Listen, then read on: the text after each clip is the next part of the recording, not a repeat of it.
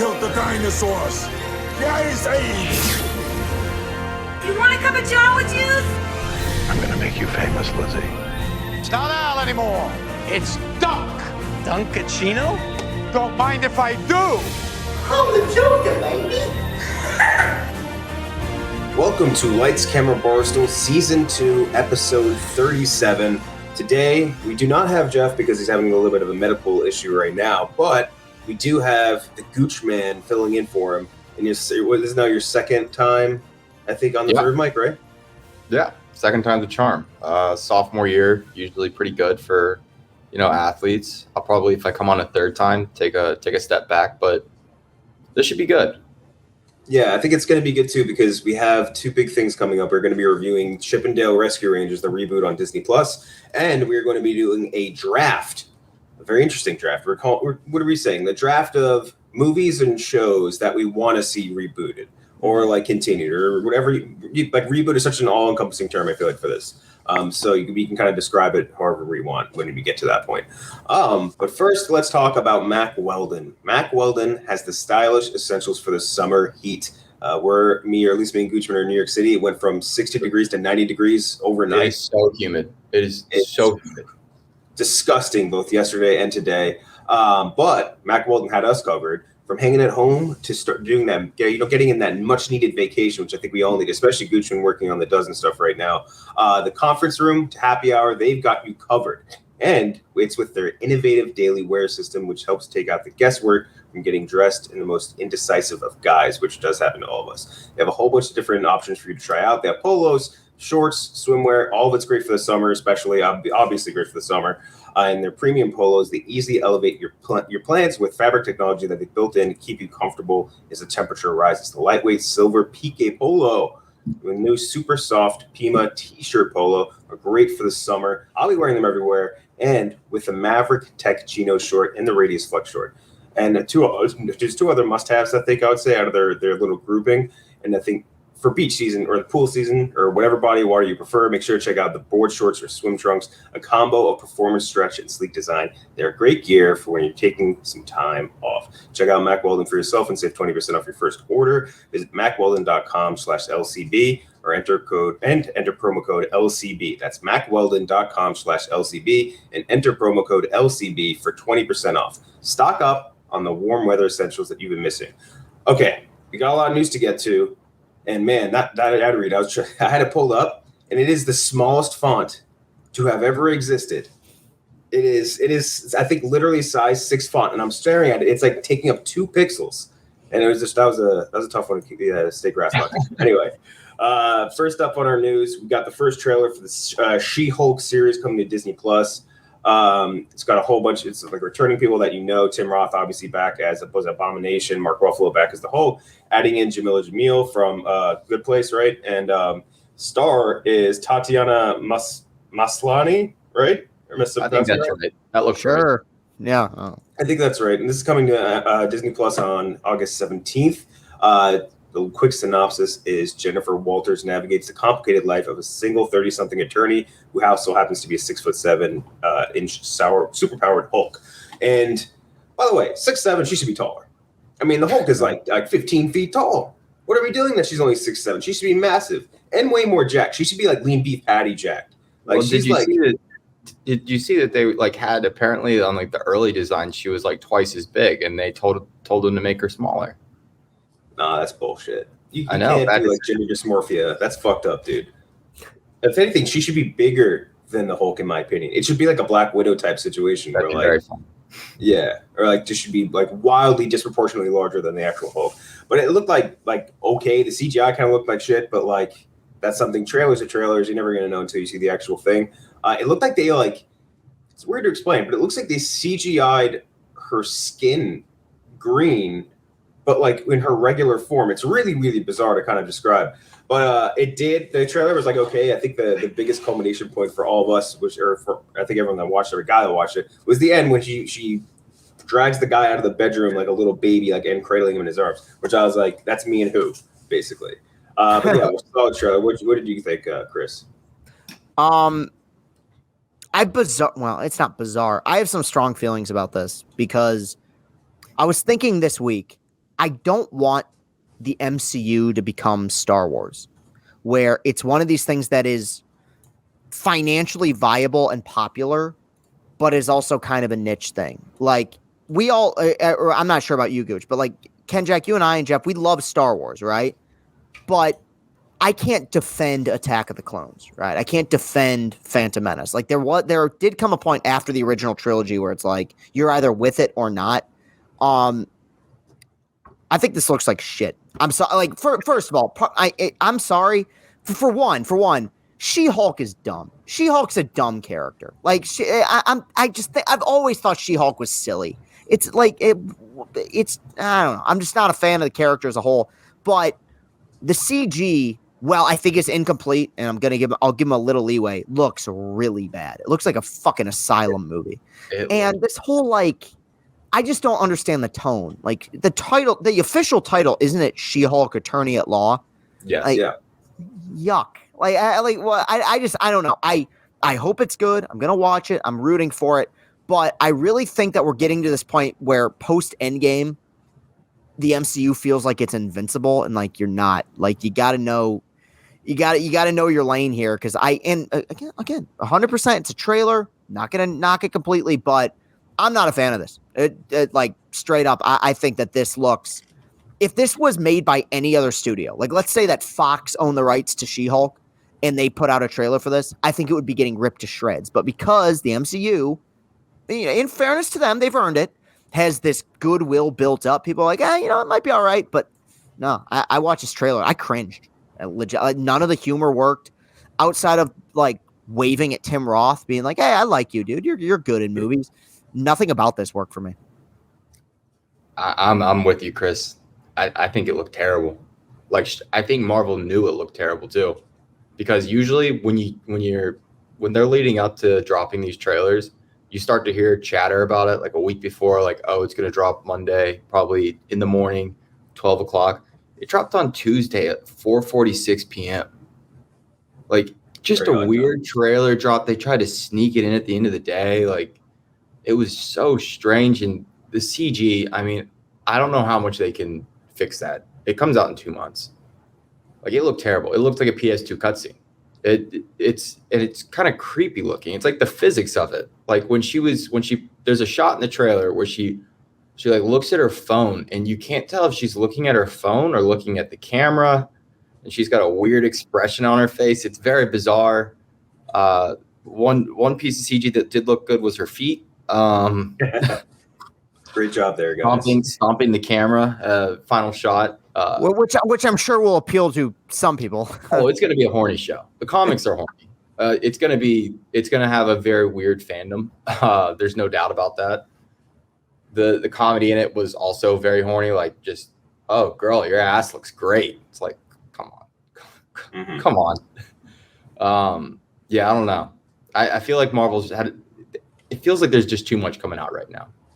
And that was like the biggest Marvel detractors said that when we entered this like new phase of TV streaming. They were like, there's going to be too much. They're just giving too many shows away. And it's starting to feel like they were right.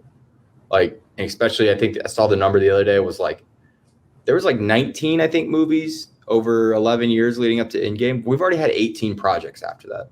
That's just so much. That is so much. In the 3 years since Endgame came out, I don't know. I haven't really, outside of Loki, I haven't really loved any of the MCU shows or really liked really any of them, to be honest. Like, I didn't really like Moon Knight. Didn't really like WandaVision. I liked the first 3 episodes, and then it just fell off for me. Falcon the Winter Soldier put me to sleep. Yeah, I mean, I don't know. Looking forward.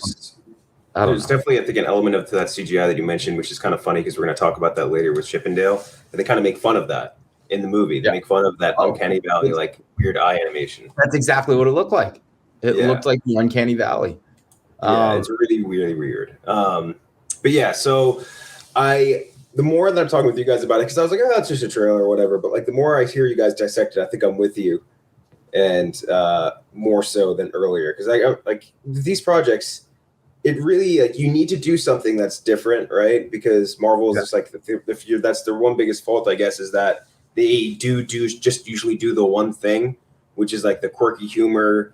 Every now and then when you hear like the word dick thrown out, but it'll be good action, whatever, solid CGI.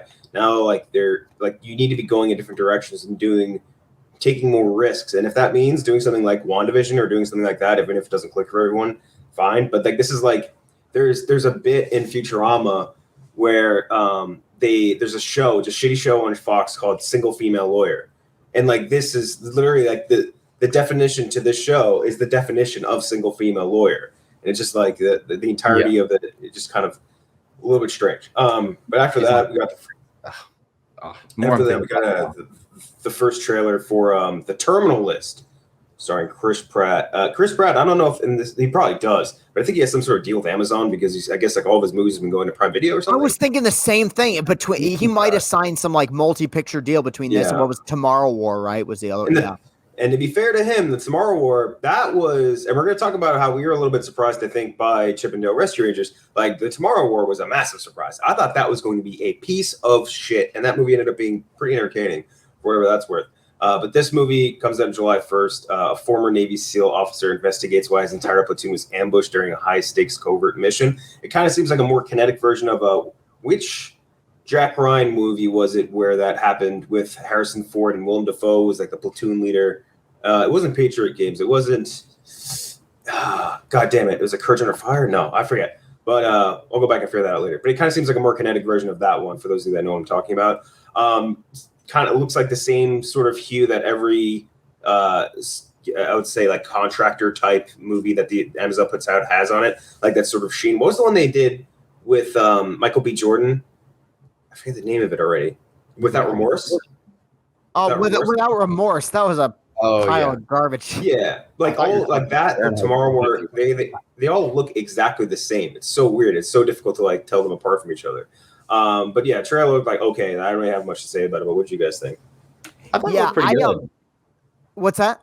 I thought it looked pretty good. Like I don't know. I think some of the Prime stuff is good. I might also be a little higher on this because I think you might have recommended this to me, Ken Jack. But the new Jack Reacher series on Prime.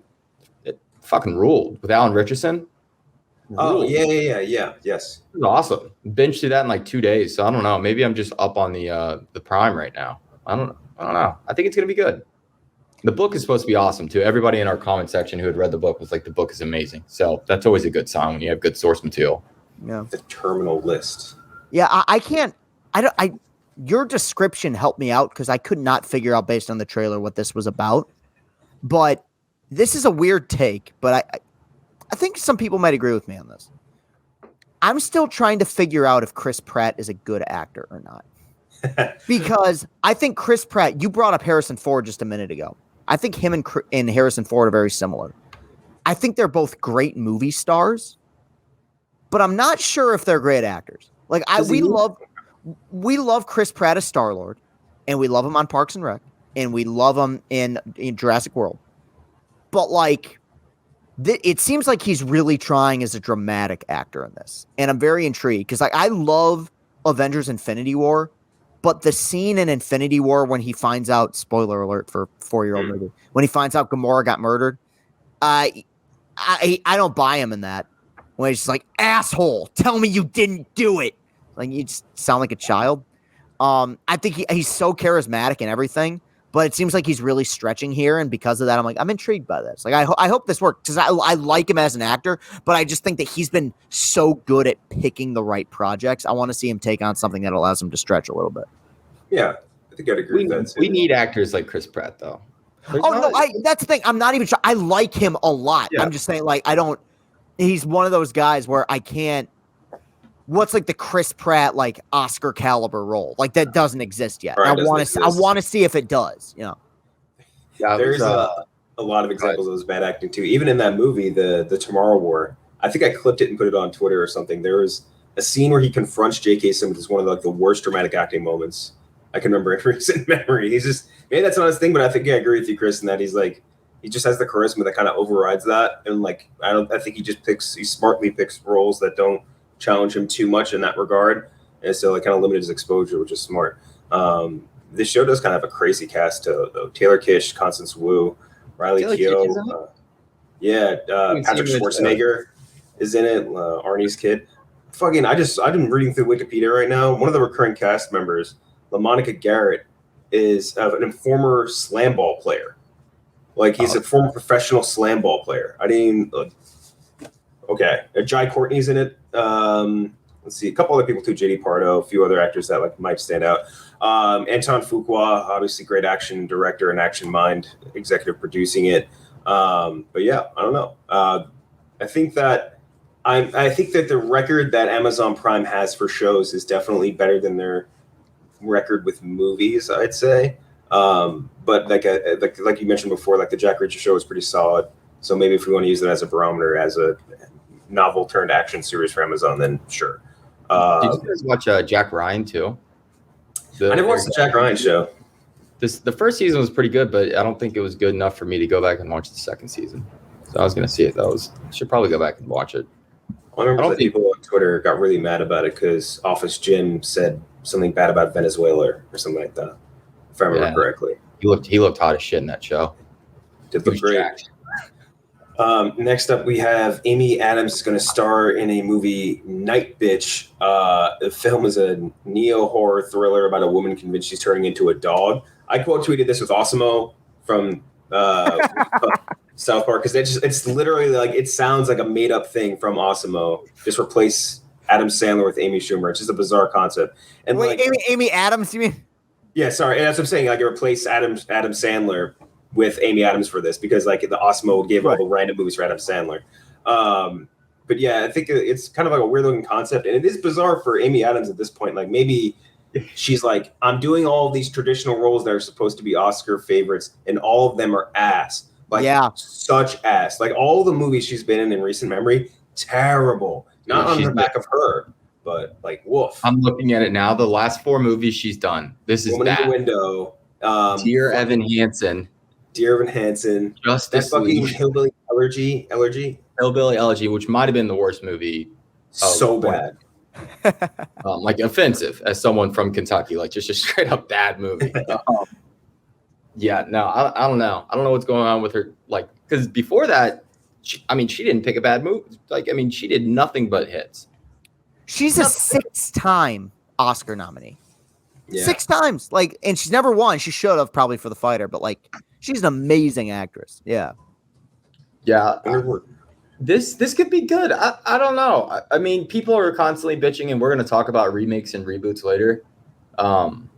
People are constantly bitching about nothing original coming out of Hollywood. I mean, you want original.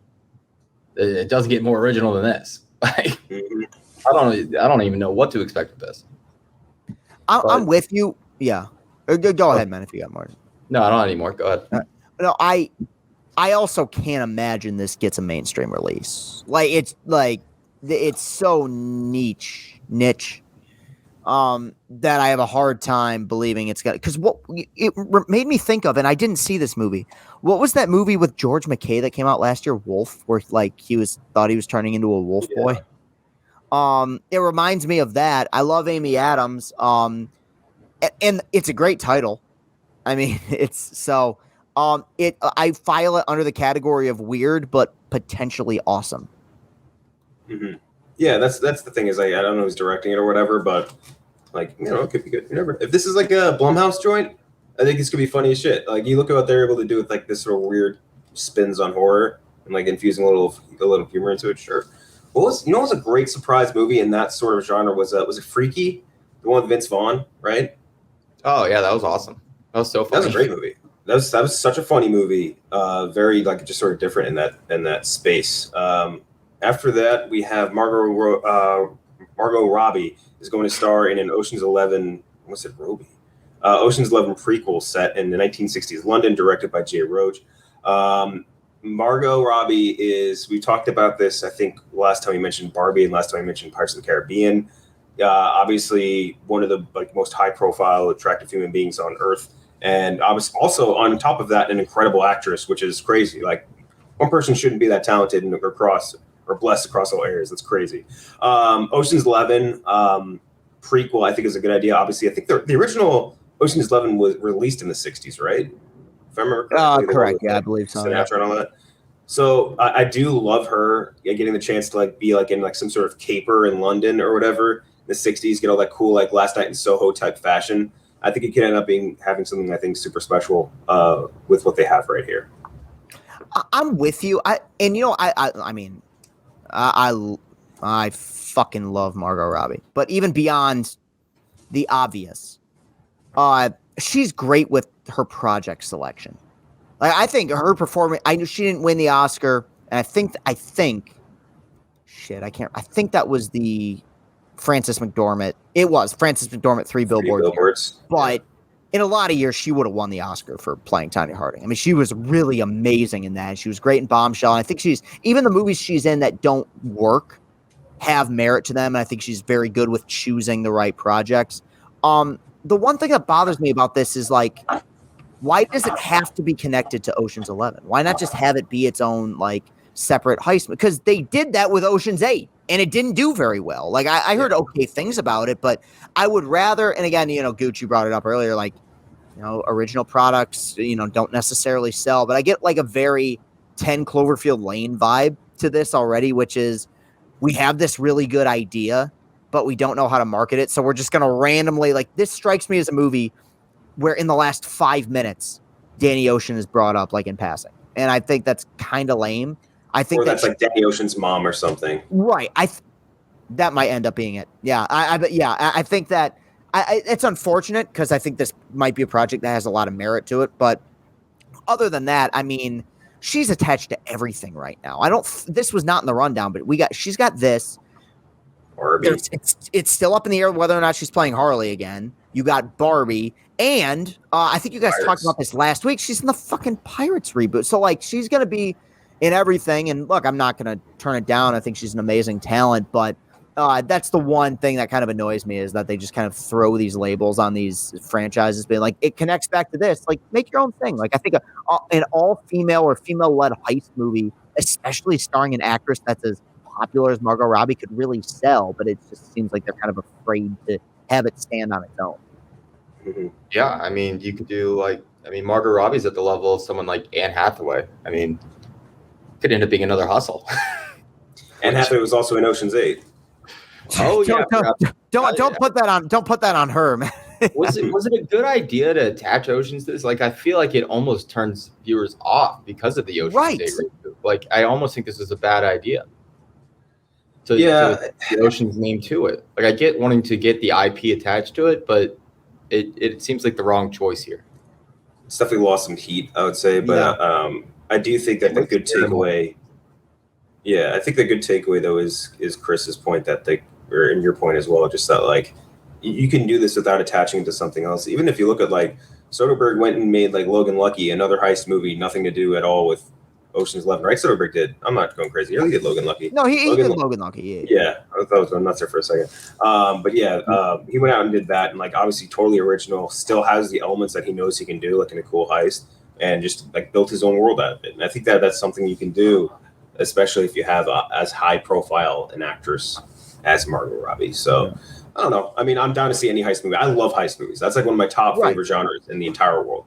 I have a quick question. Is she the biggest female movie star in the world right now? I feel like it's okay. So, like, there's different types of movie stars. Like, if you say, like, hey, name an actress right now, like, you go like Meryl Streep or whatever. But, like, if you're talking about, like, pure like star power, I think it could be Margot Robbie. Yeah. I'm saying the female actress, or female actress is redundant, but the female movie star who's most likely to be plastered on billboards across New York City promoting her movie. I think for a minute it was Jennifer Lawrence, and I think for a minute it was Emma Stone. I can't think of anybody else. Because I think if you put it about it this way too, where it's like if you have like a mystery project, any movie, whatever it is, you could name like any sort of actress getting attached to it. I don't think anyone would get as big a pop as Margot Robbie. Like, if you like so many more, the more people would be turned on by that, or not in that way, but they'd be like most interested in seeing the movie after seeing she's attached. Well, we're also leaving out the fact that she's in a David O. Russell and a Damien Chazelle movie coming this year. Like, her star is growing. Like, she's already crazy huge. Like, she's going to become even bigger. Yeah. The only one I could think that competes with her right now is ScarJo. Just off the back of it's fair. Sure. Yeah. I think Florence Pugh might get there in a minute. Yeah, she's on her way there. Yeah, I think Ana de Armas is another one, but currently, I think she probably takes. My parents don't know who Ana de Armas or Florence Pugh are, though. That's My parents know- a good point. Yeah. They know who Margot Robbie is. No. I would think. Yeah. You know what IP they should have attached this to, which would have been really funny. Just go in a completely different direction. Just Austin Powers. To the Austin Powers. It's the same director. It's Jay Roach. Her and Austin That's Powers. right. You could have easily. Dude, would have been great. It would have been absolutely hilarious. Make her like a DH Michael Myers and just make her like a Bond girl gone rogue or whatever, or not Bond girl, but I guess Powers girl. I don't know what they were calling them. But yeah, I actually know what's funny. As I was watching a documentary on the island of Dr. Moreau, that shitty Marlon Brando movie, and I didn't realize this, but Mini Me was inspired by the little guy from that movie. It's kind of interesting. Something good came out of that movie. I guess. One good thing came out of that, other than the stories about Val Kilmer like burning down the entire set, basically. Right. Okay, next up we have that a new season of Daredevil is in development at Disney Plus.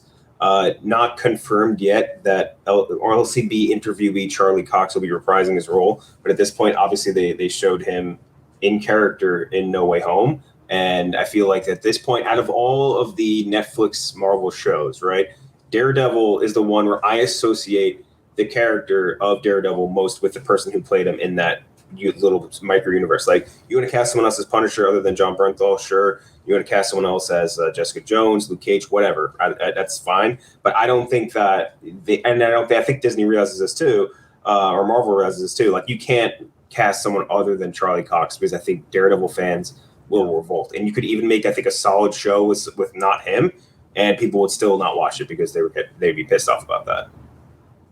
Yeah, I like the idea of this because I love Charlie Cox's Daredevil, but I have some bad memories of, and I love Vincent D'Onofrio, also an LCB interview. Mm-hmm.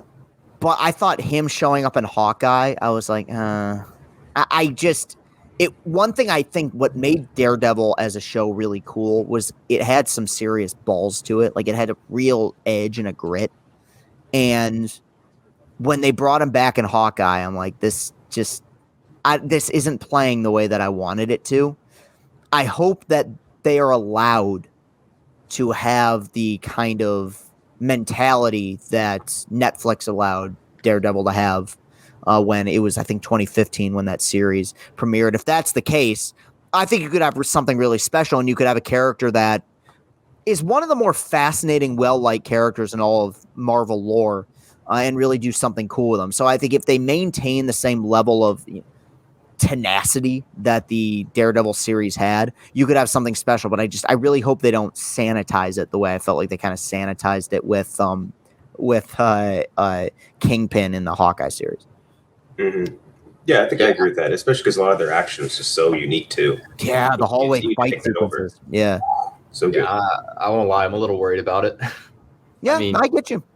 I mean, it's one of those shows. I don't ever really buy into this needs to be rated R, this needs to be TVMA. But after we got, we have 3 seasons of TVMA Daredevil where it pulled back from that and went, to a more PG-13 route, even at the level of Moon Knight. Like, it just won't cut it. Like, I've seen what the show can be, and I like that. I don't want to see it differently. I want to see him back doing the stuff. Maybe, don't do 20 episode seasons. But yeah, I mean, it really does need to be TVMA, and it'll be interesting to see what Disney Plus does with that. I don't think they're going to do it, but who knows? It's why I'm still really skeptical about what they're going to do with Deadpool 3, where like, I just don't want Marvel to sanitize.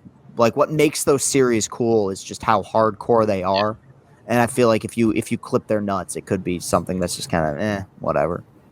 Yeah, I think that for what kind of is a good thing about this too, because I think one of the things a lot of people pointed out in the last few Disney Plus series is like the CGI is a little wacky, a little overemphasis on that. And I think that with Daredevil, you don't really need almost any CGI, like at all. Like it's really just, you need a good stunt coordinator, you need some good fighters, some good stunt fighters. And like, then you're pretty much set. So I think there is a really good opportunity for Disney to take something that people already like and maybe just not even just improve upon it, but just give them more. I think that'll be a huge win for them. And anything other than that would be probably a huge mistake. Next up, we have the upcoming season of Stranger Things. Officially, it's going to have 3 movie-length episodes. One is an hour and 38. The other is an hour 25. The other is 2 hours and 30 minutes. So this is now everything's starting to click more. Why a 10 episode season of a show was going to cost $270 million. It makes sense because there's like 5 movies within it. I don't know why you would want to put the movies within a season of television versus just release them as standalone movies and just have them like you could have you stagger the release, do whatever you want. Like obviously the binge model is kind of going out of date and we're moving into stagger release anyway. So like you could put them all out within like a week of each other. Do fucking Fear Street, like what they did with that on Netflix. Like do that schedule. I don't know why they would do this. And I don't know who's asking for it. Like I know Stranger Things is immensely popular, but at the same time, like 3 movies that are going to release at the same time? Like, what the fuck, man? I don't know. It's just bizarre to me. Yeah, I think this is dumb. I've only watched the show in bits and pieces, but so I'll keep it short because my opinion here probably doesn't matter. But I talk all the time about pacing with Hollywood films and TV shows, and like, just make a fucking movie. Like if you want to tell this story, make a 2.5-hour movie and people will watch it and they'll consume it and you can put it on Netflix. This whole I don't know. This bothers me where I really think that especially in the modern age, we bloat the run times of movies and shows so significantly that it makes them unwatchable at points. So look, if it works, it works. Anything can work. I've seen great 3-hour movies, but 5 years ago, if somebody would have told you that an episode of a TV show is going to be 2.5 hours, I think we all would have laughed at it. Or that a season of a streaming television show is going to cost $270 million. I know it's a big show, also, Ken Jack, but is it that big? Like Game of Thrones, the biggest show in the world. Gotten away with it's the biggest show in the world. That's since Game of Thrones has been gone, it's definitely like up on that pedestal. I would say. Is it that big? Okay, all right, then look, it's easily as. I remember this from putting together like streaming list for a dozen questions. It blows everything else out of the water for like the past 2 years. Okay, all right, that's fair. Then it's good on them. But it's not comparative quality wise. Like the quality to watched ratio is so wacky because the quality of that show has went right downhill. They do not. This does not justify this length. And I'm with you, Chris. I believe I'm not big on people say there's like a perfect 90 minutes is the perfect runtime for a movie. I don't think there's a perfect runtime for a movie. I think it's always dependent on the story. Yeah, it's fair. The story will dictate how long your movie needs to be as long as you pace it correctly. I can't imagine wanting to sit down and watch an episode of a streaming television show though, and sit there for 2.5 hours to watch one episode. Yeah. That's just crazy town. It's crazy. And it makes me think that there's something with the contracts where they couldn't split this into 2 seasons. There was an episode limit, something like that, and they couldn't do a movie. That's my only guess because I was talking to Kid Jack about it. I was like, why would they not? If they're going to do, I think these are the back 3 episodes. I think there's one more after that. It would make sense to release maybe 1 or 2 of these in theaters, would it not? Like I know Netflix isn't big on that, but I know they've started to consider it. They're going to do it with Knives Out 2, apparently. Going to release that in theaters. Like a Stranger Things movie would kill the box office. Yeah. Yeah, I think one of the weird thing of your hypothesis too is like they still have another season of Stranger Things to film. Like it's not even like this is the end of it. Like they could have really split whatever this is up. Do you think we're gonna get like what character are they gonna introduce this year? Have we seen anything? I haven't really. No. So actually, apparently the entire season got spoiled by the Stranger Things season season 4 Monopoly board. Monopoly game. The Monopoly board game came out. That's a new one. Entire thing. I love that. Apparently, it was just being sold on the shelves. Like this wasn't even like someone like working at a Monopoly like factory like took a picture of the box and like that's how it got spoiled. No, like this was on a shelf and someone just bought it and like was like, oh, here's all the plot points for season 4. I just stayed at like 11 Dies Lane or something like that. I didn't actually read the Monopoly board, by the way. I'm just making that up. I'm gonna read the spoilers. I will give Stranger Things credit because I think one of their biggest strengths is they bring in characters and they bring in and introduce new characters better than any show I can ever remember. I mean, every new character they introduce ends up becoming a phenomenon, a meme. Yeah. I mean, do you guys remember Barb? Yeah. Justice for Barb? I mean, that was fucking goddamn, dude. Terrible. Yeah. Barb's gone too. Terrible character. I was glad she was gone. Awful character. I liked Joe Keery, though. Joe Keery was the best thing to come out of that show other than Millie Bobby Brown, without a doubt. What's his name? Like Finn Wolfhard? It's just Finn Wolfhard. Like, she's over the show, by the way. I don't know if you saw some reports earlier this week. She apparently told the Duffer Brothers to kill her off. Yeah. She was like, we need to go Game of Thrones style, just start killing off main characters. She was like, please kill me off. Mm-hmm. And she's like a good actress. Like, I think we talked about it when we had reviewed the Sherlock Holmes or Enola Holmes thing. Like, she was awesome in that. And like, she's been in a couple other things. Like, she's a good actress that got unfortunately misused in Godzilla, and is just good in some other stuff. But I think she's ready to move on, and I think she should. Who didn't get misused in Godzilla? Like, no one got used, period, I guess. Like, that whole cast of that second one, like, what, or I guess technically third one was like bizarre. Like, remember Kyle Chandler was in that? And like Vera Farmiga was like I remember who played the podcaster. It was Brian Tyree Henry. Or wait, no. Yeah, it was. I think you're right. Brian, you're right. In the Brian last Tyree one. Henry, right? Yeah. Yep. Oh my fuck! I forgot about that. All right. Next up, we have the first trailer for George Miller's new movie, 3,000 Years of Longing, starring Tilda Swinton and Idris Elba. A lonely scholar on a trip to Istanbul discovers a djinn which offers her 3 wishes in exchange for his freedom. Whenever I think of djinn now, I know it's like been like it's an old majestic or magic term, whatever. I just think of The Witcher. This is a very funny arc in the first season of The Witcher that involves a djinn. Trailer looked interesting. George Miller, obviously a guy who has earned a lot of trust. One of the most versatile directors probably in all of Hollywood. Yeah. And then that can go through like if you go through the filmography that he has, it's like it's almost impossible to believe the same guy directed all of them. But yeah, very fascinating guy and interesting trailer. But what do you guys think? I mean, dude, I think the Kazam reboot looks awesome.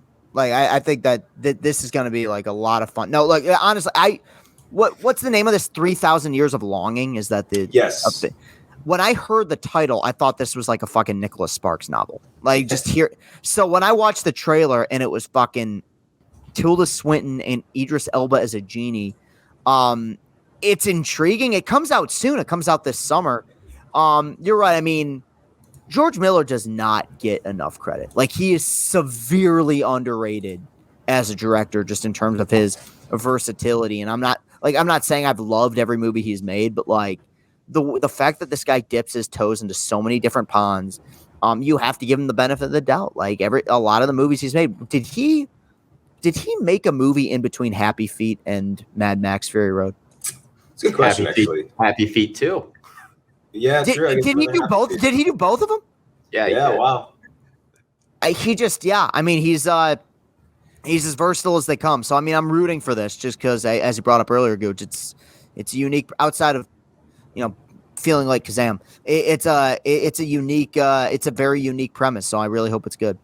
It's funny because one of the movies he made in 1997, 40,000 Years of Dreaming, followed by 3,000 Years of Longing. This guy loves numbers.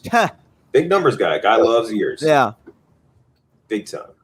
I think this looks fucking awesome. Yeah. I don't know. I couldn't, there's like the trailer really didn't, it was kind of a trip, like really didn't give anything away. Like, you're just like, oh, she got a genie and a dead husband. So sure, that'll play a factor somehow, but looked fun. I mean, it looks fun as hell. And I love the very end card, like 5 seconds of this is only going to be in theaters. Don't even like do this on streaming. George Miller, just an absolute king. I mean, it really is just like, I'm on his IMDb. It's so funny looking at his filmography. I mean, just Mad Max, Babe, Pig in the City, Happy Feet, Mad Max Fury Road. Oh my God! Then he's got Furiosa too coming. This is kind of a curveball. Yeah, Furiosa. I'm really excited for that with Anya Taylor-Joy. I think that's gonna be fucking awesome. Wait, did she drop? No, she didn't drop out of that. Never mind. No, she's I still. think it's just I was thinking about how it was delayed. The first actress who was in on it dropped. I can't remember who first got cast in it. Yeah, I think that was it. Yeah. But yeah, dude is fascinating. He's won 7 Academy Awards. He was 1 for 1 on Happy Feet nominations, which is pretty impressive. He was 6 of 10. He had a lower hit rate on Mad Max Fury Road. He was batting 1,000 for Happy Feet in the Olympic or in the Academy Awards. That's crazy.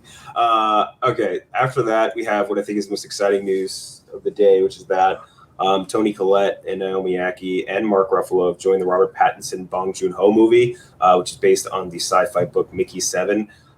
It follows an expendable named Mickey 7 employee classified as disposable. He's on a human expedition to colonize an ice world called Niflheim.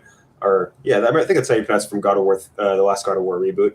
Believe me, a suicide mission. This is nothing new for Mickey 7, who has died 6 times already and managed to regenerate with most of his memories. When Mickey 7 goes missing and is presumed dead, he's regenerated once more. There's only one problem. Mickey 7 isn't dead. Now there are 2 Mickey 7s, or is it Mikey 7? Am I fucking this up? Is it? No, there's no C, so it has to be Mikey 7. I apologize to Mikey 7. No, it's Mickey 7. I think there's a typo. The synopsis. I think it's Mickey. Yeah. Yeah, I was gonna say I've been asking Mickey since I first heard about this news. But now there's 2 Mickey 7s. Yeah.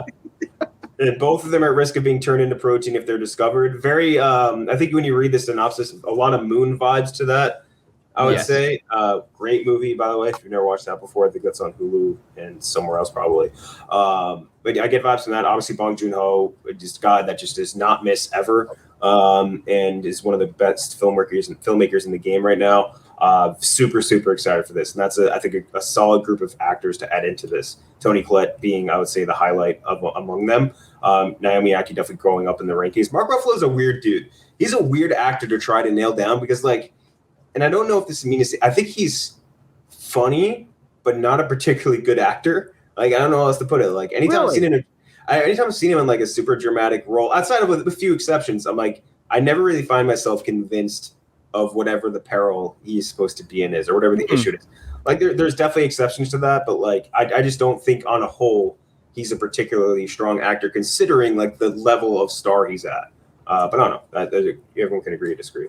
I think that's in some ways fair. I just think back to him in Foxcatcher, Eternal Sunshine, and just I don't know. I think he is really good. But he, again, similar to Chris Pratt, and I think probably several actors in the MCU, he's a likable movie star. He's good. Everything you see him in, you're man, I just like that guy. He's charismatic. Yeah, I'm really looking forward to this. I mean, I think that, and I feel one of the themes of this episode is underrated actors and actresses. Mm-hmm. Toni Collette is another one that does not get enough credit for the amount of good projects she's been in. I'll go as far as to say I think her performance in Hereditary is one of the best of the last 10 to 15 years. So good. She is that's one of the and I know it wouldn't happen because they hate nominating horror. That was one of the big Oscar snubs of the last decade, was her performance in that. And she was great in Knives Out and obviously Sixth Sense and just going back, everything. Every time she shows up in a movie like Little Miss Sunshine, I'm man, I think she's great. And obviously Pattinson is on an all-time heater right now with what he's doing, going from, Devil All the Time, Good Time, The Lighthouse, The Batman, and now working with a guy who most recently won Best Director and Best Picture for his previous movies. So, I mean, this is one of those movies where if it's bad, it'll just be shocking because it feels like every piece is in place for this movie to be awesome. So I'm really looking forward to this. I have a theory, and feel free to check me on this, but I think that Toni Collette doesn't get enough respect, partially because I think Frances McDormand exists, and Frances McDormand is such a similar actor to her, and not only in style, but they look similar. And I feel like she kind of sucks in the level of fame that, they both have that kind of not dead eye, maybe crazy eye is the better way to put it. Yeah, so maybe if Frances McDormand didn't exist, I think Toni Collette would get the shine she deserves. She's also Australian, which I only found out after watching that shitty. After watching that crappy space movie that was on Netflix with Anna Kendrick and a couple other people.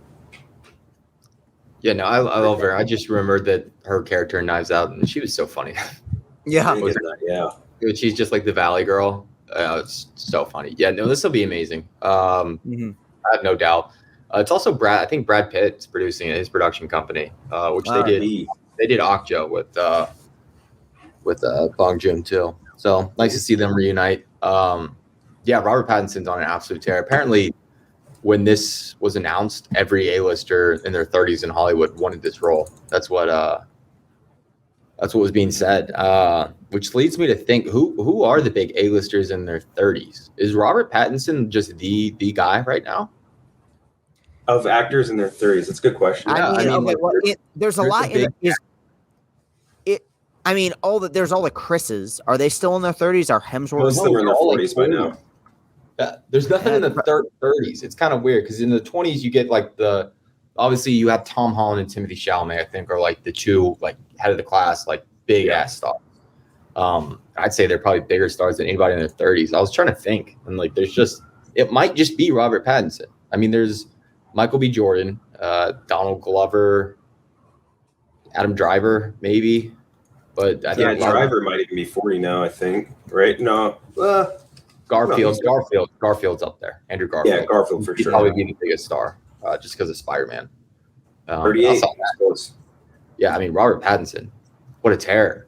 I mean, I'm trying to look through his roles after Twilight. I mean, Tenet, Lighthouse, Good Time, Devil All the Time. Michael B. Jordan probably up there now, just money-wise, but like, shit, this is tough. I'm like going through the list of all the people like on the top paid actors list. Obviously, you get paid more in which with age too, just how it works. Yeah, like Gosling's in his 40s now, right? He's gotta be, right? Shit. Yeah, the guy. He's very hard to nail down. Right, because he always looks. Yeah, he looks younger than I do. Right. It's very difficult to nail down his age. Yeah. But yeah, I'm excited for this. Do you guys have any idea when this is supposed to release? I'm sure it's probably far out. I would imagine it's gonna take a little longer, just because like this isn't like a Parasite where you're not gonna have a lot of CGI or post production issues there or anything like that. This is gonna take place in space, so I feel like that's gonna add different requirements to it. But I always have faith in the Bong Man. Got 3 of his Criterion movies on my shelf right now. I will go to war for him any day. And the last thing we have up is that Everything Everywhere All at Once is officially A24's highest grossing movie of all time at $49 million. We still haven't really gotten a chance to talk about Everything Everywhere All at Once. I definitely want Jeff to be here for when we review that, because the movie's like the best of the year so far. So we're definitely going to wait on that. But yeah, I mean, we've said it before. I think when we've referenced just that we've seen it, it's fucking insanely good and highly deserving of this placement for A24. I think it is like, I'd have to go and look at my A24 movie rankings, but I think it's my number 1 out of all the ones that currently.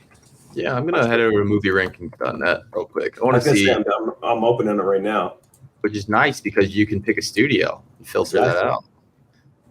It is okay. It's behind Moonlight and 8th Grade for me. That's fair. 8th Grade was and Moonlight obviously both insanely good. Damn. I would probably put it at. I'm looking through the movies, so. Like Minari's up there, Lady Bird's up there. I would probably go Ex Machina is my number 1, which is further down your all's list, but that's my number 1. And then we'd probably go Everything Everywhere All at Once. I really fucking love that movie. Rocket, I was about to see it yesterday, but then I felt like I was about to shit myself. I was up in Union Square, and I was like, I can't sit through a movie right now, so I just ran on. Prairie Dog at Home. What's her name? Elsie Fisher from 8th Grade. She's in Barry. And this is the last season of Barry. Like I saw her pop up, and it was like hard to recognize her at first because she's obviously just gotten older.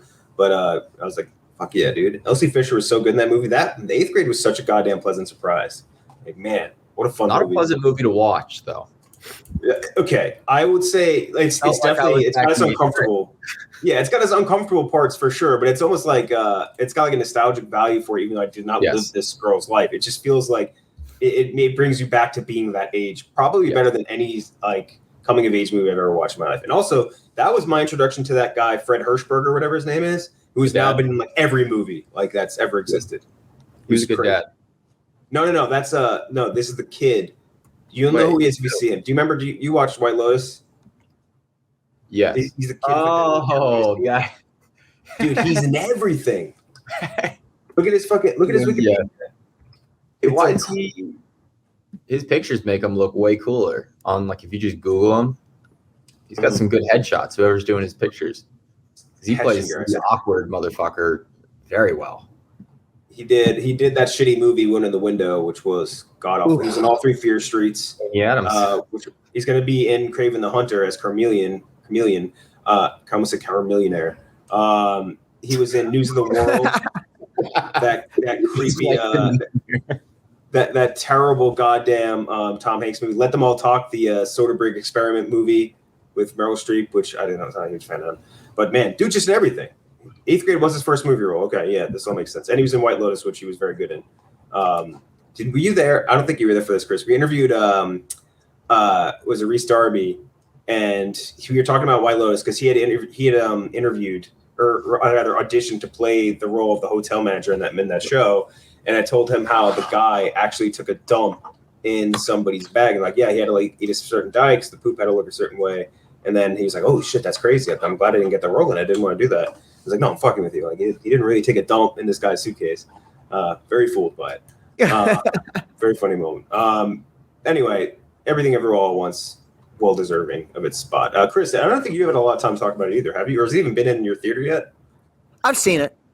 Yeah. It's good. It's good. It's a good movie. Yeah. It's good. It's good. The subreddit's typing as you speak. Yeah. I know.